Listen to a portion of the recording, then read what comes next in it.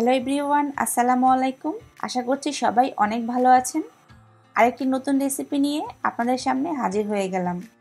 আজকে আমি আপনাদের তৈরি করে দেখাবো কুরকুরে ঢেঁড়স চিপস রেসিপি। বাসায় বাচ্চারা অথবা বড়দের মধ্যে অনেকেই সবজি খেতে চায় না, তাই আমি আজকে ঢেঁড়স দিয়ে একটি চিপস তৈরি করে দেখাবো।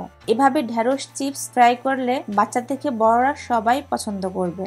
এটা আপনারা বিকেলের নাস্তায় অথবা স্ন্যাক্স হিসেবে খেতে পারেন। তো চলুন দেখে নেওয়া যাক কিভাবে বানাতে হয়। এখানে প্রায় 250 গ্রামের মতো ঢেঁড়স নিয়েছি। প্রথমে আমি এখানে ঢেঁড়সের দুই সাইডের এভাবে কেটে নিব।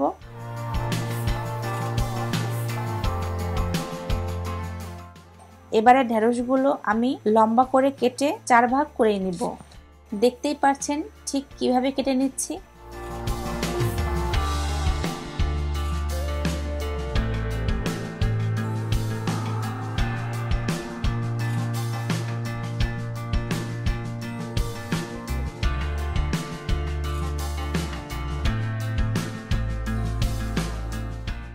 এর মধ্যে আমি কিছু মশলা অ্যাড করব।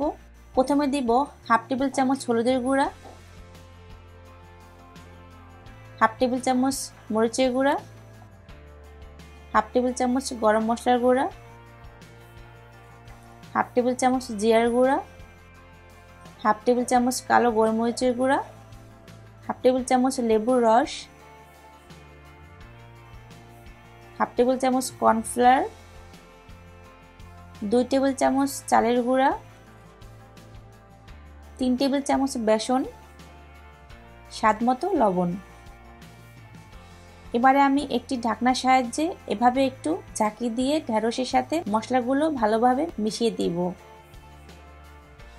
এবারে আমি আবারও একটু হাত দিয়ে মশলাটাকে মিশিয়ে দিব। প্রথমে ঢাকনা দিয়ে মশলা মিশিয়ে দেওয়ার কারণ হচ্ছে মশলাগুলো ঢেঁড়সগুলোর সব জায়গায় সমানভাবে লেগে যাবে। এখন চলে যাচ্ছি ভাজতে।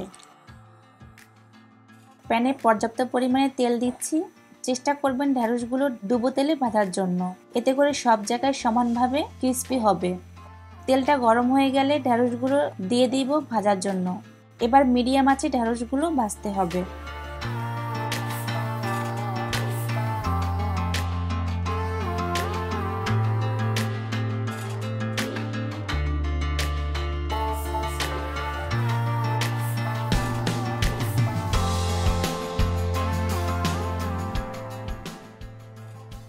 ঠিক এরকম অবস্থায় আসলে ঢেঁড়সগুলো নামিয়ে ফেলতে হবে।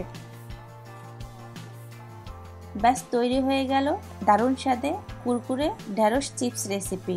স্ন্যাক্স হিসেবে আপনারা বাচ্চাদের দিতে পারেন, এতে করে সবজিও খাওয়া হলো আর পেটও ভরল।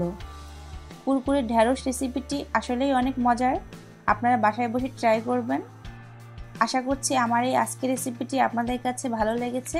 সবার সুস্থতা কামনা করে বিদায় নিচ্ছি। আর হ্যাঁ, যাওয়ার আগে চ্যানেলটি সাবস্ক্রাইব করতে অবশ্যই ভুলবেন না যেন। আল্লাহ হাফেজ।